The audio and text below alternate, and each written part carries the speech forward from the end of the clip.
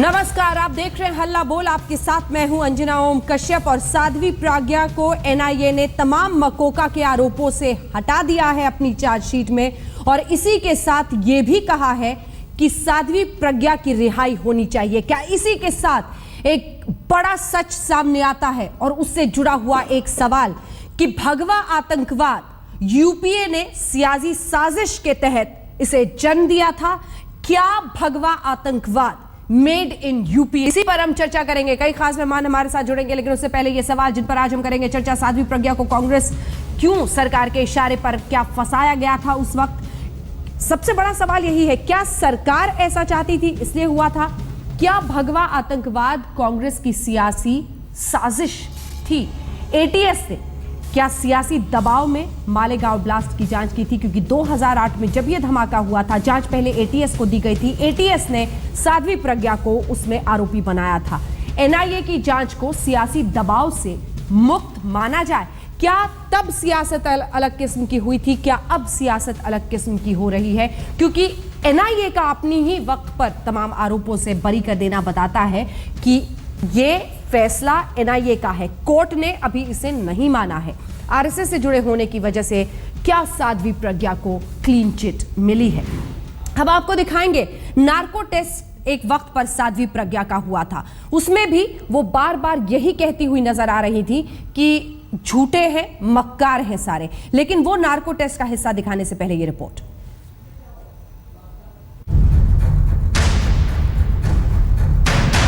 मालेगांव धमाके में एनआईए की नई चार्जशीट में जहां साध्वी प्रज्ञा सिंह ठाकुर और 5 अन्य आरोपियों को आरोपों के दाग से छुटकारा मिल रहा है, वहीं पिछली सरकार पर साजिश के दाग चढ़ रहे हैं। सवाल उठ रहे हैं कि क्या यूपीए सरकार ने आतंक पर तुष्टीकरण की नीति को साधने के लिए प्रज्ञा को फंसाया था? हमारी इन्वेस्टिगेशन में जो एविडेंस आपके साथ है, जिसका रोल आया, हमने वही आगे किया है। That's all. Malegaon blast case में एनआईए की चार्जशीट महाराष्ट्र एटीएस की चार्जशीट को पूरी तरह से खारिज कर देती है। दहला देने वाले इस ब्लास्ट की जांच महाराष्ट्र एटीएस के बेहद तेज तर्रार अफसर हेमंत करकरे ने की थी। एटीएस की चार्जशीट की बुनियाद पर ही साध्वी प्रज्ञा और कर्नल पुरोहित 7 सालों से सलाखों के पीछे हैं। नई चार्जशीट में एनआईए ने साध्वी को क्लीन चिट दे दी है और उन पर लगा मकोका भी हटा लिया है। चार्जशीट के मुताबिक हेमंत करकरे की जांच में कई खामियां थी। प्रज्ञा के खिलाफ जुटाए गए सबूत नाकाफी थे। झूठे कहीं के मक्कार सबके सब डॉक्टर। 2 जांच एजेंसियां, 2 चार्जशीट और 2 नतीजे। एनआईए की जांच एटीएस की जांच को न सिर्फ सवालों के घेरे में खड़ा कर रही है, बल्कि एटीएस की ईमानदारी और निष्ठा के भी चीथड़े उड़ा रही है। सवाल उठ रहा है, क्या करीब 4,500 पन्ने की एटीएस की चार्जशीट सिर्फ सियासी दबाव में चंद चेहरों को फंसाने भर का दस्तावेज थी, या गंभीर मसला नहीं? देश की 2 जांच एजेंसियां एक दूसरे के सामने खड़ी हैं तो अपनी फितरत के तहत सियासी बिरादरी भी एक दूसरे के सामने खड़ी हो चुकी है। इस रिपोर्ट के आते ही बीजेपी और कांग्रेस में जंग छिड़ गई है। एक कह रही है कि उन्हें इस साजिश का पहले से पता था, तो कांग्रेस दावे कर रही है कि बीजेपी आतंकवाद को अपने सांप्रदायिक खांचे में फिट कर रही है। जहां तक कानूनी बिसात का सवाल है, साध्वी प्रज्ञा के खिलाफ सबूत के नाम पर जांच एजेंसियों के हाथ पूरी तरह खाली रहे। न सबूत मिला, न खिलाफ में बयान देने वाला कोई गवाह। जाहिर है कि साध्वी के लिए 7 साल बाद खुली हवा में सांस लेने का रास्ता साफ हो गया है। लेकिन बड़ा सवाल ये भी है कि मालेगांव दहला तो किसी न किसी ने इस खून खराबे की स्क्रिप्ट तो लिखी ही थी। मुंबई से साहिल जोशी के साथ जितेंद्र बहादुर सिंह, दिल्ली आज तक। इसी पर करेंगे आज हम चर्चा। हमारे साथ साध्वी प्रज्ञा ठाकुर की बहन लाइव होंगी आज तक पर, जो इस दौरान कई बार जाकर जेल में मिली भी हैं प्रज्ञा ठाकुर से। उनसे भी बातचीत करेंगे। अन्य कई खास मेहमान तमाम पार्टियों के, ये हमारे साथ उपमा सिंह जी जुड़ गई हैं जो प्रज्ञा ठाकुर की बहन है। लेकिन उससे पहले जरा इनको भी सुना देते हैं और आप सबको भी सुना देते हैं। नार्को टेस्ट हुआ था साध्वी प्रज्ञा ठाकुर का, उसमें भी वो क्या बोलती हुई नजर आई थी, आपको जरा दिखाते हैं।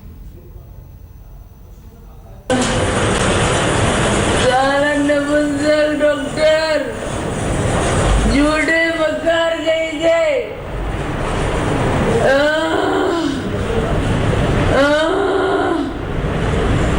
सबके सब झूठे, सबके सब झूठे, झूठे कहीं के मक्कार सबके सब डॉक्टर। सबके सब झूठे हैं, ये कहती हुई साध्वी प्रज्ञा उस नार्को टेस्ट में। कई खास मेहमान हमारे साथ चर्चा में जुड़ रहे हैं। सबसे पहले मैंने आपका परिचय करा दिया, साध्वी प्रज्ञा ठाकुर की बहन खुद हमारे साथ इस वक्त जुड़ रही हैं। उपमा सिंह जी, बहुत बहुत स्वागत आपका इस कार्यक्रम में। हमारे साथ सुधांशु त्रिवेदी जी, राष्ट्रीय प्रवक्ता भारतीय जनता पार्टी के, जुड़ गए हैं। डॉक्टर अजय कुमार हमारे साथ प्रवक्ता कांग्रेस पार्टी के, जुड़ गए हैं। हमारे साथ खास मेहमान यहाँ पर मौजूद हैं, लेकिन उससे पहले मैं आपको बता दूं, नवनीत राजन वासन साहब जो कि फॉर्मर डीजी है ब्यूरो ऑफ पुलिस R&D के और स्पेशल डीजी रह चुके हैं NIA में, वो हमारे साथ हैं। अभय वर्तक जी जो कि सनातन संस्था के हैं, वो हमारे साथ हैं। और गणेश सोवानी जी जो कि साध्वी के एक्स लॉयर हैं, वो हमारे साथ हैं। विजय शंकर तिवारी जी VHP की तरफ से हमारे साथ यहाँ पर स्टूडियो में मौजूद हैं। लेकिन सबसे पहले मैं साध्वी प्रज्ञा ठाकुर की बहन के पास जाना चाहूंगी और आपसे जानना चाहूंगी, चार्जशीट से तो अलग कर दिया गया है और मकोका का आरोप हटा दिया गया है, रिहाई के लिए रिकमेंडेशन भी है। ये जानकर सबसे पहले आपकी प्रतिक्रिया इस पर।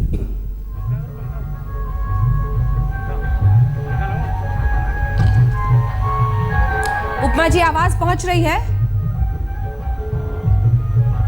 जी हाँ, हरिओम। हाँ, ये आज मेरा थोड़ा सा गला खराब है आज। जी बोले।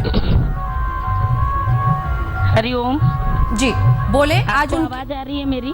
हाँ, बिल्कुल आ रही है। आज रिहाई का रास्ता बनता हुआ दिख रहा है क्योंकि NIA ने मकोका उनके ऊपर से हटा दिया है। पहली प्रतिक्रिया आपकी इस पर? जी हाँ। हम सबको, मेरे पूरे परिवार को और उनके पूरे शुभचिंतकों को, सबको पहले से ही विश्वास था कि उन्होंने ऐसा कुछ भी नहीं किया है और देर सवेर ये निर्णय आना ही था। तो सभी के मन में बड़ी खुशी है और सब प्रसन्नचित्त होकर इस चीज का स्वागत करना चाहते हैं। बीच में अगर हम तस्वीरें भी दिखा सके, साध्वी प्रज्ञा की कई बार तस्वीरें आई जिनमें वो सेहत उनकी बहुत बिगड़ी हुई दिखती थी। आप उनसे इस दौरान मिली भी हैं, ऐसी भी खबर आई कि उन्हें गंभीर बीमारी भी है। चाहेंगे हमारे दर्शकों को उनकी सेहत के बारे में, चूंकि आप मिलती रही, क्या था, बहुत ज़्यादा बीमार और किस तरह की शिकायत थी उनकी? क्योंकि उन्होंने टॉर्चर भी अलेज किया था कि उनकी प्रताड़ना वहाँ पर ATS के अधिकारियों ने किया है। जी। ATS के अधिकारियों ने जो 11 एक्यूज थे, शायद उसमें से सबसे ज़्यादा साध्वी जी को ही प्रताड़ित किया।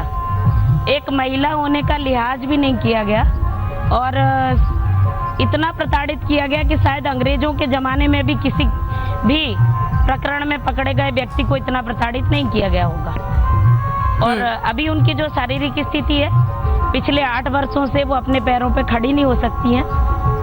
Physical training B.Ed, B.Ped, C.Ped करने वाली एक बालिका जो पूरी तरह से फिजिकली फिट थी, आज अपने पैरों पर खड़ी होने के लिए लाचार है।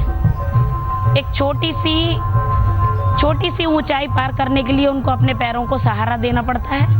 वो खुद से बिना वॉकर के और बिना किसी सहारे के ना खड़ी हो पाती हैं, ना चल पाती हैं। ये शारीरिक स्थिति है और टॉर्चर के कारण उनकी मानसिकता पर बहुत बुरा असर पड़ा है, शारीरिक स्थिति पर बहुत बुरा असर पड़ा है। उनकी शारीरिक स्थिति ये है कि उनको हर दिन एक नई तकलीफ हो जाती है। मानसिक रूप से इतना प्रताड़ित किया गया। जी, सन्यासी होने का भी लिहाज नहीं, महिला होने का लिहाज भी नहीं। उनको ब्लू फिल्म दिखाई गई, अभद्र गालियों की CD सुनाई गई और उनके कान के पास में आकर के जोर जोर से चिल्लाया जाता था कि जिससे इनका मानसिक संतुलन खराब हो जाए और ये वो कह दें जो जांच एजेंसियां उस समय की सरकार के प्रभाव में आकर कहलवाना चाहती थी उनसे।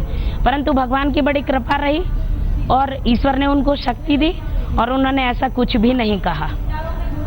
आप बने रहिए हमारे साथ उपमा सिंह जी, क्योंकि मैं आऊंगी आपके पास ये जानने के लिए भी कि इस दौरान राजनाथ सिंह जी से लेकर शिवराज सिंह चौहान सब मिलने गए थे। क्या आश्वासन इन लोगों ने दिया था? क्या आपकी आखिरी बार, जब आप पिछली बार जेल में गई थी तो उनसे बात हुई थी? लेकिन इन सब के बीच में अब आपके पास एक बार आना चाहती हूँ। सबसे पहले सुधांशु त्रिवेदी जी, कांग्रेस पार्टी का यह कहना है कि एक षड्यंत्र के तहत NIA ने जानबूझकर ऐसा कदम उठाया है, भगवा आतंकवाद का दाग धोने के लिए सरकार की तरफ से प्रायोजित है। ये आपका जवाब? देखिए अंजना जी, ये जो तथाकथित भगवा आतंकवाद के जितने भी केसेस थे ये भारत ही नहीं, विश्व के इतिहास में बड़े अभूतपूर्व केस हैं जिसमें कि जांच एजेंसियां सारी की सारी एक दिशा में जाती हैं, अचानक यू टर्न लेती हैं और दूसरी दिशा में चला जाती हैं। आप बताइए, भारत के इतिहास में आपको याद हो कभी कि किसी आतंकवादी घटना के साथ यू टर्न हुआ? सेकेंड थिंग, दूसरे मामले में यह अलग है कि भारत की एजेंसियां और बाहर की इंटरनेशनल एजेंसियां, उनकी जांच अलग अलग है। समझौता एक्सप्रेस में आज भी अमेरिकन FBI यह मानती है कि वो पाकिस्तान का हाथ था और आरिफ कसमानी का उसमें फाइनेंशियल इन्वॉल्वमेंट सब कुछ है। भारत की एजेंसी भी पहले ही मान रही थी, अब अचानक अलग है। तीसरा मामला जिसमें यह बिल्कुल अलग है कि भारत सरकार की ही दो एजेंसीज इशरत जहां केस में IB और CBI एक दूसरे के खिलाफ खड़ी हो जाती है। IB कह रही है कि इशरत जहां आतंकवादी है, जो CBI पहले भी मान रही थी, बाद में पलट जाती है। तो पूरा का पूरा आधार इतना चित्र और विचित्र नजर आता है कि ऐसा लगता है कि इसमें तथ्यात्मक आधार कितना था और राजनीतिक आधार कितना था। और खासकर तब एक वाक्य और बोल दूं, यदि 2011 में ये मैटर NIA को हस्तांतरित किए गए हैं, 4 सीट्स भी 2011 में हुई हैं, पर यदि दिसंबर 2010 में कांग्रेस के वरिष्ठ नेता श्री दिग्विजय सिंह जी एक पुस्तक का विमोचन करते हैं कि 26/11 इज एन RSS कॉन्स्पिरेसी। इसका मतलब अभी तो जांच ट्रांसफर नहीं हुई, निष्कर्ष आया नहीं, पहले ही आपने तय कर लिया। तो कहीं ना कहीं लगता है कि यह आपका पूर्वाग्रहग्रस्त राजनीतिक अभियान था। सच्चाई और आतंकवाद के साथ ये कैसा खिलवाड़, क्योंकि जो आरोप है बीजेपी का अजय जी, उसमें मैं शामिल करना चाहती हूं कि जो जांच सामने आ रही है वो हेमंत करकरे द्वारा जिसको लीड किया जा रहा था, उस जांच पर गंभीर सवाल खड़े करती है। बाइक एकमात्र गवाह, वो बाइक 2008 के धमाके के 2 साल पहले से रामचंद्र कुलसागरे के पास थी और इसीलिए अगर वो रामचंद्र कालसांगरा के पास थी तो वो साध्वी प्रज्ञा की बाइक नहीं कहलाई जा सकती। जितने भी स्टेटमेंट्स रिकॉर्ड किए गए जो CRPC की सेक्शन 164 के तहत की जाती हैं, वो किसी मजिस्ट्रेट के सामने नहीं, DCP के सामने रिकॉर्ड की गई, जो कि एडमिसिबल ही नहीं है कोर्ट में। और इसी वजह से जो आरोप थे वो निरस्त हो गए। क्या कहेंगे आप? क्या वाकई ये भगवा आतंकवाद मेड इन UPA था, एक रंग में रंगने के लिए आतंकवाद को?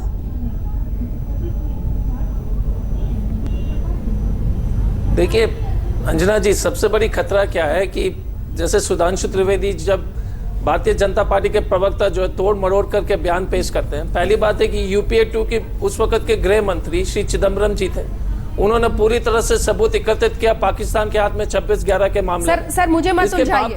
नहीं, मैं आपके साथ नहीं उलझूंगी सर। एक सेकंड, आप छोड़िए दिग्विजय सिंह को, फैक्ट्स पे बात कीजिए सर। आप छोड़िए दिग्विजय सिंह को। हम मान लेंगे एक वक्त को कि दिग्विजय सिंह एक खास किस्म की सियासत करते हैं, इसलिए अंजना जी एक मिनट, अरे सुनिए ना अंजना जी, अगर सुधांशु त्रिवेदी जी इशरत जान से लेके सब चीज का पूरा जो है अतीत के बात उठाते, तब आपको टिप्पणी करनी चाहिए थी। इस पर आप आइए तो पहले तो जो है दोनों वक्ता को जो बराबर से देखिएगा। दूसरी बिंदु पर हम तथ्य के आधार पर जाइए। मकोका क्यों हटा? मकोका इसलिए हटाया गया क्योंकि जो है इकबालिया बयान जो है वो उसको मान्यता नहीं दी जाएगी। तो ये पूरी तरह से असीमानंद का, और FBI के बारे में ये लोग चर्चा करते हैं। ATS को पता ही नहीं था। अमेरिकन सरकार तो बोलती कि मोदी जी ने गुजरात के दंगे कराए थे, वो क्यों नहीं रिकॉर्ड किया फिर मजिस्ट्रेट के सामने? मुझे बोलने दीजिए। DCP के सामने क्यों किया? सर एक फैक्ट पे बात कीजिए ना। पहले मुझे बोलने दीजिए। अगर आप अंजना जी किसी भी बहस में यदि आप लगातार हस्तक्षेप करेंगे तो हम अपनी बात नहीं रख पाएंगे, और जो है जितने तथ्य डालना चाहते वो दे नहीं पाएंगे। पहले सुन लीजिएगा। दूसरी बात है, मको का षड्यंत्र के रूप में क्यों हटाया गया? हेमंत करकरे जी ने जिस तरह से इस केस का अनुसंधान किया, आप बोलते हैं कि ये जो स्कूटर वहां पाया गया, बॉम्बे बॉम्ब ब्लास्ट में माजिद मेनन की जो है सजा मिली थी एक ही गाड़ी के चलते हुए। तो गाड़ी, ये स्कूटर जो LMN स्कूटर जो है वो साध्वी प्रज्ञा के नाम पर थी। कर्नल पुरोहित जो है उसी तरह से पूरा असीमानंद से लेकर के कर्नल पुरोहित और अभिनव भारती का पूरी तरह से षड्यंत्र था, क्योंकि RSS के मोहन भागवत जी और इंद्रेश कुमार जी पूरी तरह से बीजेपी जो है डरा हुआ है, क्योंकि जिस शक की सुई पूरी तरह से RSS के ऊपर है। और जब ये साबित हो जाएगी तो पूरी भारतीय जनता पार्टी के जो राजनीतिक ढांचा है वो गिर जाएगी। आप देखिएगा ना कि असीमानंद समझौता, अजमेर, हैदराबाद, मालेगांव, सब केस में जो है NIA ने यू टर्न कर दिया। ये कोई जो सर्फ एक्सेल का जैसे संस्थान है कि हर चीज में क्लीन चिट दे रहे हैं। सीधा आरोप कहिए अजय जी। कि अजय दो जी, अभियुक्त एक जो सीधा फरार- आरोप दो लगाइए। अभियुक्त जो आपका फरार कहना हैं, है कि नहीं, एनआईए की एक जांच मिनट पर अब ये दो देश अभियुक्त भरोसा फरार नहीं हैं, करे, क्योंकि डांगे एनआईए फरार हैं, मोदी जी के कल इशारे पर सांगे- काम नहीं, कर रहा है। नहीं, एक सेकंड अरे समझे तो डांगे- सर आप क्या कह रहे हैं? अंजना जी डांगे और खलसांगरे जो फरार है, एनआईए गिरफ्तार नहीं, जो अभी जो फरार लोग हैं उनको गिरफ्तार नहीं कर पा रही है। एटीएस ने क्यों नहीं किया? लेकिन लगातार क्लीन चिट एटीएस दे ने रही क्यों है। नहीं किया? और एनआईए एटीएस ने इतने सालों तक क्यों नहीं किया? एटीएस ने इतने सालों तक क्यों नहीं किया? अभियुक्त को लेकिन क्लीन चिट देने में लगी हुई तो है। हमें एक सेकंड सर, ब्रेक पर मुझे जाने का वक्त हो रहा है, लेकिन उससे पहले मैं जल्दी जल्दी सबके पास आना चाहती हूँ। वासन साहब, मैं आपके पास आना चाहती हूँ। एनआईए के बारे में जो बातें डॉक्टर अजय कह रहे हैं, चूंकि आप काम कर चुके हैं, क्या कहेंगे उन्हें?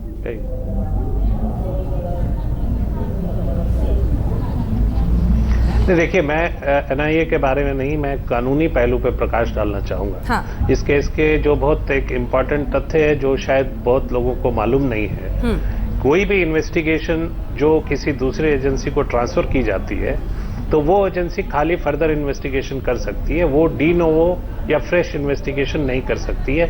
ये सुप्रीम कोर्ट का 2012 का फैसला है और कानून में इसका प्रावधान है।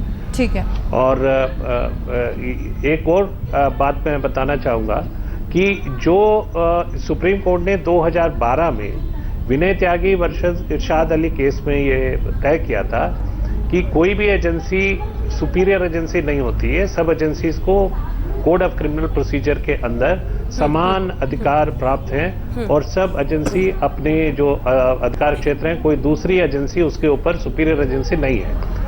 और जो सेकेंड एजेंसी है इन्वेस्टिगेशन में, वो हमेशा, जिसको हम लोग टेक्निकल लैंग्वेज में सप्लीमेंट्री चार्जशीट कहते हैं, वो फाइल कर सकती है। It is not a chargesheet, it is a supplementary chargesheet. जो ओरिजिनल चार्जशीट एटीएस ने फाइल किया था वो चार्जशीट है, और जो एनआईए ने फाइल किया वो सप्लीमेंट्री चार्जशीट। ठीक है, इसी के मैं ये पॉइंट कहना चाहता हूँ कि ये कौन सा इन्वेस्टिगेशन सही है या कौन सा साक्ष्य सही है, इस बात को तय करने का अधिकार सिर्फ कोर्ट को है। इन्वेस्टिगेशन एजेंसी को ये अधिकार नहीं है। इसलिए इस केस में जो साक्ष्य एटीएस ने इकट्ठे किए थे और जो साक्ष्य बाद में एनआईए ने इकट्ठे किए हैं, दोनों शख्स को कोर्ट को कंसिडर करना पड़ेगा और उसके बाद कोर्ट एक निर्णय में पहुंचेगा। बिल्कुल। तो लेकिन आज चार्जशीट में जो आधार बनाया गया है उनमें उन मुकरते हुए गवाहों का जिक्र बहुत ज्यादा है, क्योंकि एक के बाद एक जो गवाही पहले दे रहे थे साध्वी प्रज्ञा के खिलाफ और कहा था कि साजिश की उन मीटिंग्स में, बैठकों में वो मौजूद थी, वो सभी के सभी एक एक करके मुकर गए और ये एक बड़ी वजह रही कि चार्जशीट में अब मकोका उन पर से हटाया गया। एक ब्रेक के लिए हम रुक रहे हैं। सभी खास मेहमान हमारे साथ बने हुए हैं। उपमा सिंह जी, उनकी बहन भी बनी हुई है, उनसे जानेंगे कुछ और सच, और इसी के साथ उनके पूर्व वकील बताएंगे कि क्या वाकई दम है। भगवा आतंकवाद मेड इन यूपीए, सवाल ये इसलिए पूछा जा रहा है क्योंकि आज जिस तरह से मामला है, साहिल जोशी हमारे सहयोगी हमारे साथ जुड़ रहे हैं और उनके पास चार्जशीट है ये एनआईए की तरफ से, जो सप्लीमेंट्री चार्जशीट है। साहिल, मैं चाहती हूँ जो मोटी बड़ी बड़ी बातें हैं और कैसे इसने एटीएस द्वारा की गई जांच पर गंभीर सवाल खड़े कर दिए हैं, मुख्य बिंदु जल्दी से। देखिए, मुख्य बिंदु इसमें यह है कि जिस आधार पर साध्वी प्रज्ञा सिंह ठाकुर के खिलाफ कोई मामला नहीं बनता, ये एनआईए का कहना है, जो अदालत को तय करना है, हालांकि अभी तो केवल एनआईए का कहना है, वो इसलिए उनका ये कहना है क्योंकि एमसीओसीए जो मको का कानून है वो हटाने की सिफारिश एनआईए ने इसमें की है। उनका ये कहना है कि टेक्निकल चीज़ पर एटीएस ने गलती की है और जिसके वजह से मको का इस पूरे केस को नहीं लग सकता, और मको का हटने की वजह से कई सारे जो स्टेटमेंट्स हैं जो साध्वी प्रज्ञा सिंह ठाकुर के खिलाफ दिए गए थे, चूंकि उनमें से कई लोगों ने अदालत में बाद में जाकर कहा कि हम लोग को पीट कर ये स्टेटमेंट लिया गया और मको का हट जाने की वजह से साध्वी प्रज्ञा सिंह ठाकुर के खिलाफ एविडेंस नहीं बनता। लेकिन दूसरी तरफ इस बात पर भी ध्यान रखना चाहिए कि इस केस में 18 लोगों को गिरफ्तार किया गया था, उसमें से केवल 6 लोगों के खिलाफ कोई सबूत नहीं है, ये इस चार्जशीट में कहा गया है। बाकी 14 लोग जो है, बाकी 12 लोग जो है, जिसमें कर्नल पुरोहित शामिल है, उसमें साफ एनआईए का ये कहना है कि भले ही मको का हटाया गया है, इस केस से हटाना चाहते हैं हम लोग, लेकिन उसके बावजूद जो एविडेंस हमारे पास है वो ये दिखाते हैं कि कहीं ना कहीं कर्नल पुरोहित के खिलाफ ट्रायल चल सकता है। और बाकी जो उनके साथी है, जो अभिनव भारत के मेंबर थे, उन लोगों के खिलाफ ये मामला चल सकता है। तो एक तरफ पूरी तरीके से जो मॉड्यूल एटीएस ने गिरफ्तार किया था 2008 में, उसको खारिज नहीं किया एनआईए ने, लेकिन मकोका को टेक्निकल ग्राउंड्स पे हटाने की वजह से साध्वी प्रज्ञा सिंह ठाकुर के खिलाफ एविडेंस नहीं बनता, ये और बात इसीलिए कहीं ना मकोका कहीं- उन पर से हटा दिया गया है। एक ब्रेक के लिए मुझे रुकना पड़ रहा है। सभी खास मेहमान हमारे साथ बने हुए हैं। साध्वी प्रज्ञा ठाकुर की बहन भी हमारे साथ बनी हुई है। समझिएगा, जिन बैठकों का जिक्र होता था साजिश के लिए, उसमें कहा जाता था कि बॉम्ब के बदले बॉम्ब जैसी बातें कही जा रही थी, लेकिन ये सब धराशायी हो गई क्योंकि कई गवाह मुकर गए कि उन बैठकों में शामिल थी ही नहीं। एनआईए ने जो सप्लीमेंट्री चार्जशीट दाखिल की है उसे माने तो ऐसा ही लगता है कि भगवा आतंकवाद मेड इन यूपीए। क्या जानबूझकर इसको राजनीतिक साजिश के तहत, सियासी साजिश के तहत इस पूरे टर्मिनोलॉजी को फ्लोट किया जा रहा था, फैलाया जा रहा था? सभी खास मेहमान हमारे साथ बने हुए हैं जिनसे हम चर्चा करेंगे। हमारे साथ साध्वी प्रज्ञा ठाकुर की बहन भी मौजूद है, लेकिन उससे पहले योग गुरु रामदेव इस पर कुछ कह रहे हैं, सुनिए। सिस्टम पर लोगों का भरोसा रहे, इसके लिए राजनीतिक पार्टियां अपने मंसूबों को पूरा करने के लिए मध्य प्रदेश के मुख्यमंत्री मिलने गए साध्वी प्रज्ञा ठाकुर से। आप उनसे मिलती रही हैं, क्या इन लोगों ने कुछ आश्वासन वाकई दिया था? आरोप ये कांग्रेस पार्टी का है कि सिर्फ बीजेपी के नेताओं के शह की वजह से आज उनकी रिहाई का सबब बनता हुआ दिख रहा है। और क्या बताती थी जब आप मिलती थी अपनी बहन से? जी जी अंजना जी, एक तो ये बात है कि जब से उनको अरेस्ट किया गया था तब से राजनाथ सिंह जी, शिवराज सिंह जी या कोई भी राजनीतिक व्यक्ति उनसे मिलने नहीं गया। मैं आपको स्पष्ट कर देना चाह रही हूँ। आपको मेरी आवाज आ रही है? बिल्कुल साफ स्पष्ट आ रही है, बात पूरी करें। जी, तो इस तरह का कोई भी व्यक्ति, राजनीतिक व्यक्ति उनसे कभी भी मिलने नहीं गया। हाँ, परिवार के सारे सदस्य, चूंकि हमने कोर्ट ऑर्डर ले रखा था, इसलिए परिवार के सारे सदस्य उनसे समय समय पर मिलने जाते रहते थे। नासिक की जेल में जब वो थी, मैंने अनुमति ली और अनुमति लेने के बाद जब मैं उनसे मिलने गई तो उन्होंने मुझे जो सुनाया उसको सुनकर किसी के भी रोंगटे खड़े हो जाने वाले हैं। उन्होंने कहा कि मैंने अपने जीवन में कभी कल्पना नहीं की थी कि पुरुष वर्ग इस तरह से महिलाओं को प्रताड़ित कर सकता है। उन्होंने सारी सीमाएं लांघ दी थी, इतना प्रताड़ित किया कि मरणासन्न करके छोड़ दिया था। जब वो बेहोश हो गई तो चुपचाप से उनको अस्पताल में उठा करके ले गए। वहाँ पर डॉक्टर ने कहा कि उनकी फेफड़े की झिल्ली फट गई है, वेंटिलेटर पर ले लिया था उनको। और इस चीज की किसी भी तरह से खबर मीडिया को न लग जाए, इसके लिए बहुत एहतियात एटीएस बरत रही थी। उनकी इस स्थिति में भी हमारे परिवार के किसी भी सदस्य से किसी भी तरह का कांटेक्ट नहीं किया गया। मान लीजिए अगर उनकी मृत्यु ही हो जाती, तब उस स्थिति में एटीएस के पास या जिनके इशारे पर एटीएस काम कर रही थी, उनके पास कहने के लिए क्या था? ये कह करके घर से उठा के ले जाना कि हमें आपका सहयोग चाहिए, किसी जांच में हम आपकी मदद चाहते हैं, और भोलेपन में वो आपके साथ चली गई। सर, आपकी जांच एजेंसियों की न्याय प्रक्रिया का सम्मान करते हुए अगर कोई व्यक्ति सहयोग करता है तो उसके साथ ऐसी बर्बरता की जाती है। ठीक है, मैं लौटूंगी आपके पास। तिवारी जी, जाता था कि आप बैठ जाइए। अंजना जी, आप यूपीए सरकार के ये हिंदू आतंकवाद का जिन्होंने मनगढ़ंत ढांचा खड़ा किया था, जितना इसके अंदर जाएंगे तो यूपीए सरकार का घिनौना चेहरा आपको नजर आएगा। सत्यमेव जयते, ये हमारा विश्वास है, और सत्य की विजय होगी, ये भी हमारा विश्वास है। लेकिन आज देश भर में अनेक चैनलों पर इस विषय पर आज चर्चा हो रही होगी, हो भी चुकी है।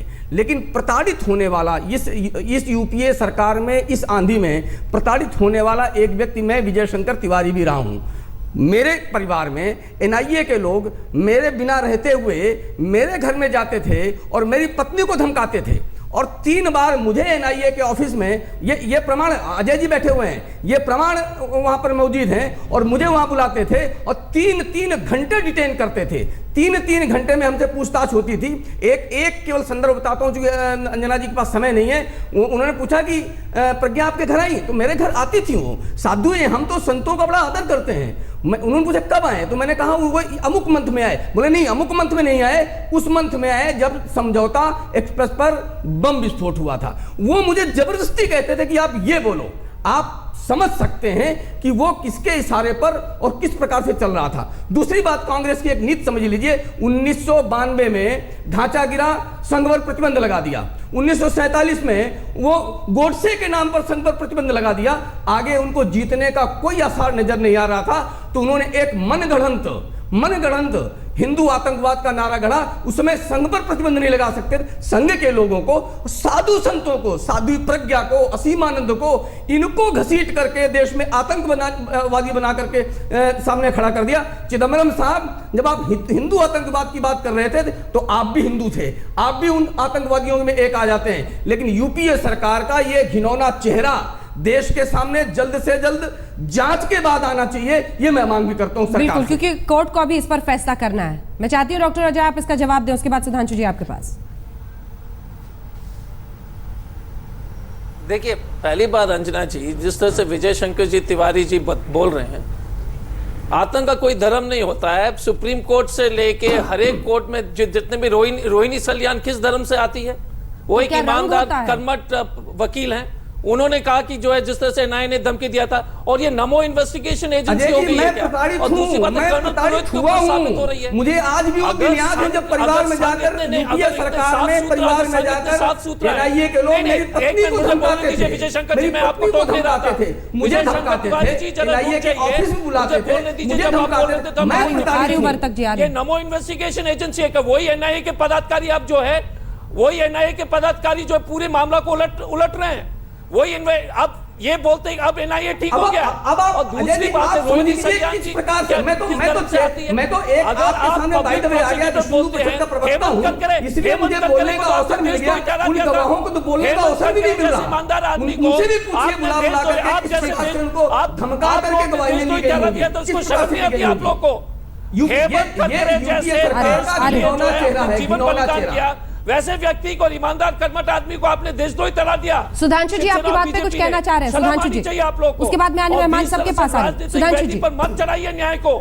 लगातार जो है कोर्ट के माध्यम से सबूत हो, असीमानंद जी को बचाने के लिए पूरा संघ, अब नथुराम गोडसे आरएसएस में थे नहीं क्या पहले? एक करके सबको बचा रहे हैं। एक सेकंड सर, एक सेकंड सुधांशु जी जो गाना गाने लगेंगे इस देश में, अजय जी, सुधांशु गांधी जी के हत्यारे कभी गाना लगेंगे? सुधांशु जी, हमारा ये कहना है कि रोहिणी सल्यान हो, कृपया मुझे बोलने दीजिए अजय जी। किस धर्म से आते हैं अजय जी? जो आपने ये बात कही है, एक अशोक चक्रवीर को आपने देशद्रोही नहीं कहा था क्या? आप बताइए हिमांशु जी, बीजेपी और आरएसएस ने उनको देशद्रोही नहीं कहा था क्या पहले? मोहनलाल को याद है, मोहनलाल को आतंकवादियों ने मारा था और आपके दिग्विजय सिंह जी ने उन आतंकवादियों के कसीदे गले थे। मोहनलाल शर्मा के घर तक नहीं गए थे, आपको ध्यान है ना? वो दिग्विजय सिंह जी आज भी राज्यसभा के सांसद हैं, उस समय भी आपके नेता थे। अरे भाई साहब, सुधांशु जी जवाब देंगे देशद्रोही का। अजय जी कृपया आप शांत हो जाएं, मुझे बोलने का अवसर दें। असीमानंद को बचाने के लिए जो पूरा, अरे भाई आप मुझे भी तो बोलने का अवसर दीजिए अजय जी। एक एक करके सबको बचा रहे हैं। सुधांशु त्रिवेदी जी, सीधा आरोप है। हैदराबाद से लेके कोर्ट तय करेगा आप कौन होते हैं? अरे अजय साहब थोड़ा सा रुक जाइए। अजय जी आप अभी तक का अनुसंधान ये नमो इन्वेस्टिगेशन एजेंसी अजय जी बहुत महत्वपूर्ण बात आपने कही है सर, उस पर जवाब सुनिए ना अन्य मेहमान भी। सर अजय जी आपने कह दिया, अजय जी आपने 5-6 बार नमो इन्वेस्टिगेशन एजेंसी बोल दी, आप मुझे जवाब तो देने दीजिए। नहीं अंजना जी, इन लोगों को शर्म आनी चाहिए।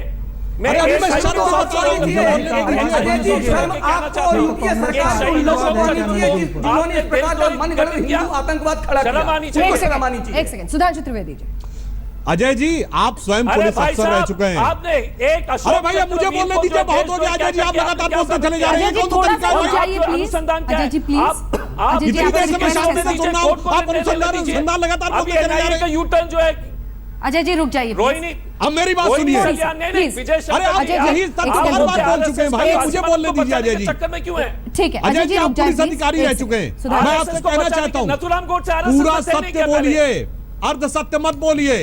एनआईए ने अपना स्टैंड बदला है या एनआईए ने अपना स्टैंड पहले बदला था? This is not happened for the first time, this is happened for the second time. दूसरी बात, मैं आपसे यह कहना चाहता हूं कि आपके सामने यदि गवाह और दस्तावेजी सबूत, अजय जी देखिए आप इस ढंग से वितंडावाद आपके दर्शा रहे हैं कि आपके पास पैसे नहीं है, तो वो खराब हो गया। अजय जी आरोप लगाया है, जवाब सुनिए। इस ढंग से कैसे चलेगा भाई? एक तरफा अजय जी ये गलत है। अजय जी आपसे मैं दोबारा निवेदन कर रही हूँ, थोड़ी सी उनकी आवाज नीचे करके। आपकी आवाज नीचे करके थोड़ा सा मैं रिक्वेस्ट करिए अजय जी, आपने बहुत सही आरोप लगाए हैं, जरा उस पर जवाब सुनिए। आप कहते हैं नमो इन्वेस्टिगेटिव एजेंसी, आप कह रहे हैं कि षड्यंत्र करके एक को बचा रहे हैं, लेकिन सर जवाब भी तो सुनना होगा। 3 मेहमान हैं जिनके पास मैं जा नहीं सकी हूं। प्लीज अजय जी थोड़ी सी बात सुनिए। लेकिन इसी बीच आपको बता दें कि मालेगांव केस में जो वकील है वो इस्तीफा दे रहे हैं, सरकारी वकील इस मामले में इस्तीफा दे रहे हैं। एनआईए ने इसकी जानकारी नहीं दी, सप्लीमेंट्री चार्जशीट की जानकारी नहीं दी, ये उनका कहना है और इसीलिए वो रिजाइन कर रहे हैं। इससे पहले आपको बता दें रोहिणी साल्यान जो चीफ पब्लिक प्रोसिक्यूटर थी, उन्होंने भी इस्तीफा मामले में दिया था, उन्हें हटाया गया था। इस पर सुधांशु जी आपकी प्रतिक्रिया, ये बहुत महत्वपूर्ण है। रोहिणी साल्यान ने भी एक वक्त पर यह कहा था कि एनआईए उन पर प्रेशर डाल रहा था, इसका जवाब सुधांशु जी। हाँ अंजना जी, रोहिणी साल्यान के केस में आप ये भी बहुत तथ्य के साथ बोलिए कि नवंबर दिसंबर 2013 में रोहिणी साल्यान ने क्या कहा कि जो मुस्लिम एक्यूज्ड हैं मालेगांव में उनकी बेल का हम विरोध नहीं करेंगे और जो हिंदू एक्यूज्ड है उनका विरोध करेंगे। अरे भाई ऐसा कोई स्टैंड ले सकता है? और अगर कोई वकील ऐसा स्टैंड ले रहा है तो उसकी मंशा पहले दिन से स्पष्ट हो जाती है। सरकार का स्टैंड यह होना चाहिए कि या तो हम सबकी बेल का विरोध करेंगे या किसी की बेल का विरोध नहीं करेंगे। सरकारी वकील क्यों इस्तीफा दे रहा है, समझ में आती है बात? मैं अजय कुमार जी से कहना चाहता हूं, आप शर्म आने की बात कहते हैं कि आतंकवाद का कोई धर्म नहीं होता। सबसे पहले आपके गृह मंत्री चिदम्बरम जी ने दिसंबर 2009 में राज्यसभा के पटल पर सेफरन टेरर वर्ड यूज किया, राज्यसभा की प्रोसीडिंग में यूज है। इसके बाद जनवरी 2013 में आपके दूसरे गृह मंत्री सुशील कुमार शिंदे ने हिंदू आतंकवाद शब्द का प्रयोग किया, जिसके लिए आपको हाफिज सईद से शाबाशी मिली। शर्म आनी चाहिए इस बात पे कि भारत का गृह मंत्री ऑन रिकॉर्ड हिंदू आतंकवाद और सेफरन टेरर बोलता है। और तीसरी बात, अरे आप तो उस विचारधारा के प्रतीक हैं। और सुन लीजिए अजय कुमार जी, जिसके लिए याकूब मेनन और अफजल गुरु व्यवस्था का मारा है, जिसके लिए अफजल गुरु की जुडिशियल किलिंग हुई है, जिसके लिए इशरत जहां बिहार की बेटी है आतंकवादी होने के बावजूद, जिसके लिए राहुल गांधी कहते हैं कि एलईटी से ज्यादा खतरनाक आरएसएस है, जिसके लिए आपके लोग कहते हैं आईएस आरएसएस के बराबर है, और जिन्होंने अपनी किताबों में भगत सिंह को टेररिस्ट लिखा। शर्म आनी चाहिए उन लोगों को। और आज जब ये बात जांच एजेंसी के बाद क्लियर हो रही है तो कितनी निर्लज्जता के साथ कांग्रेस ये बोल रही है, इससे ऊपर मुझे बहुत हंसी और दुख आ रहा है। चलिए आप दोनों से मेरी गुजारिश है थोड़ी देर चुप हो जाए, क्योंकि मैं चाहती हूँ अन्य मेहमानों को शामिल करूँ। आप तीनों के पास में जल्दी रिएक्शन से आ रही हूँ। एक सेकंड, अगर ऐसा हो तो इनकी आवाज म्यूट करिए। बिल्कुल नहीं, वो हमने उनको कहा भी है। जल्दी से मैं चाहती हूँ कि अभय वर्तक जी, आप जो बात अपनी कहना चाह रहे थे, हाथ उठा के जल्दी से बोले सब। हाँ, एक बात सुनिए कि यहाँ पे कांग्रेस और राष्ट्रवादी कांग्रेस के जो गृह मंत्री थे, उन्होंने इस प्रकरण में मालेगांव बम विस्फोट में 24 अक्टूबर को इंडिया बुल का विमान चार्टर फ्लाइट यूज किया था सुधाकर चतुर्वेदी को किडनैप करने के लिए। दूसरी बात थी कि साध्वी जी को, प्रज्ञा सिंह जी को, जिस व्यक्ति ने ब्लू फिल्म दिखाई, जिनकी प्रताड़ना की, वो था अरुण खानविलकर और उनकी टीम एटीएस की। इनके ऊपर कार्रवाई होनी चाहिए। तीसरी बात है कि कर्नल पुरोहित और मेजर उपाध्याय, ये ऐसे वरिष्ठ अधिकारियों की पूरी जिंदगी जिस व्यक्ति ने, जिन टीम ने बर्बाद किए, उनके ऊपर कार्रवाई होनी चाहिए। क्योंकि एपीआई बागड़े ने सुधाकर चतुर्वेदी के घर के में आरडीएक्स प्लान किया था, इस प्रकार का आरोप एनआईए ने लगाया है। ठीक है, महत्वपूर्ण है। गणेश सोमानी जी जल्दी से एक रिएक्शन सर आपसे। ठीक है सर, वक्त की कमी है। सोमानी साहब जल्दी से एक रिएक्शन, क्योंकि आप साध्वी जी के पहले लॉयर रह चुके हैं। जो प्रताड़ना का आरोप था वो कितना दम था, क्योंकि वो कह रहे हैं उसकी जांच होनी चाहिए। अरेस्ट कीजिए। हाँ, जिन पर आरोप है टॉर्चर करने का, उनके खिलाफ कार्रवाई होनी चाहिए। सोमानी साहब, जो प्रताड़ना के बारे में जो आरोप है उसके बारे में मैं इतना ही कहना चाहूंगा कि जो भारतीय जनता पार्टी के जो वरिष्ठ सांसद है बलबीर पुंज साहब, उन्होंने उस जमाने में 4 साल पहले नेशनल ह्यूमन राइट्स कमीशन को इसके बारे में एक शिकायत दी थी। मुझे कहने में बहुत शर्म आ रही है कि वो शिकायत देने के बावजूद जो शिकायत वरिष्ठ सांसद की तरफ से आ रही है, उस शिकायत के बारे में नेशनल ह्यूमन राइट्स कमीशन में कोई भी कदम नहीं उठाया, जांच तक और नहीं की, कोई भी उसकी सुनवाई भी नहीं हो पाई। जांच तक नहीं की नेशनल ह्यूमन राइट्स कमीशन, बिल्कुल नहीं, कोई कमीशन का कोई कार्रवाई नहीं हो गई। ऐसा वो कोल्ड स्टोरेज में बलबीर पुंज साहब का जो अर्जी था वो कोल्ड स्टोरेज में ही रह गया आखिर तक। ये बहुत दुख की बात है और शर्मनाक की भी बात है। बिल्कुल, और बहुत बड़ा सवाल है। एक ब्रेक के लिए हमें रुकना पड़ रहा है, लेकिन आपने एक वक्त पर कहा डॉक्टर अजय कुमार कि आतंकवाद का कोई धर्म नहीं होता है, आतंकवाद का कोई रंग भी नहीं हो सकता है। और ये आप ही के गृह मंत्री ने राज्यसभा में कहा था कि भगवा आतंकवाद भी इस देश का एक मुद्दा है। और इसीलिए ये सवाल सबसे ज्यादा अगर किसी से पूछा जाना चाहिए तो आपसे, आपकी पार्टी से और आपके यूपीए के उस सरकार से कि आखिर क्यों आतंकवाद को रंग दिया इस तरह से। एक, दो स्तर पर यह गुनाह होता है, एक आतंकी खून सड़क पर बहाता है मासूम लोगों का, और दूसरी सवाल हमने आपसे पूछा था, हल्ला बोल देखने वाले दर्शकों की राय इस सवाल पर क्या है, आइए आपको बताते हैं। हमने पूछा भगवा आतंक कांग्रेस की सियासी साजिश थी, 96% कहते हैं हाँ, बाकी 4% नहीं। आप देखते रहिए आज तक।